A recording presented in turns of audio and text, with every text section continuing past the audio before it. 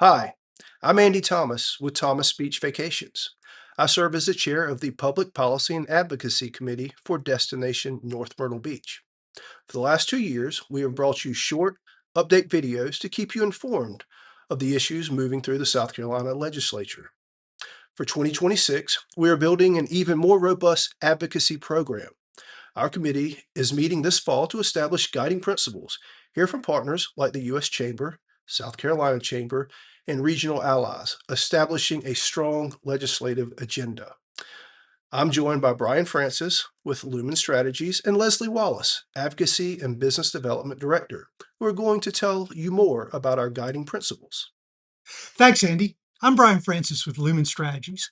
We help organizations like Destination North Myrtle Beach build A-plus advocacy programs. And we start by helping develop guiding principles, the overarching policy statements that inform staff and volunteers on what issues to advocate for. Now, Andy's committee has already recommended, and the Destination North Myrtle Beach Board has adopted 4 guiding principles for 2026. Leslie, let's share a little bit more about those guiding principles. Sure. The first guiding principle is about supporting a thriving economy. We are focused on policies that promote economic development and job creation. Of course, that includes the number one driver of our local economy, a strong tourism industry. Next, we are focused on infrastructure.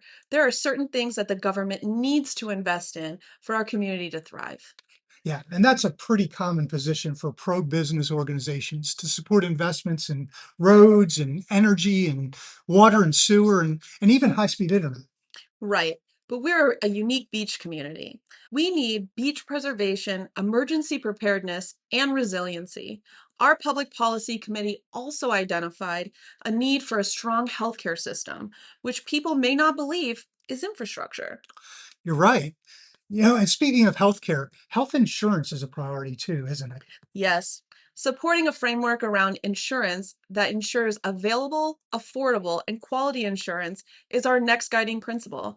And not just health insurance, we need a framework that protects the property of our businesses and residents as well. Of course. And finally, the committee realized that an economy doesn't run without workers. That's right. We need an available workforce and one that has the qualifications needed to fill the jobs that we're working so hard to create. Well, Leslie, this feels like a great starting point for our advocacy and public policy committee.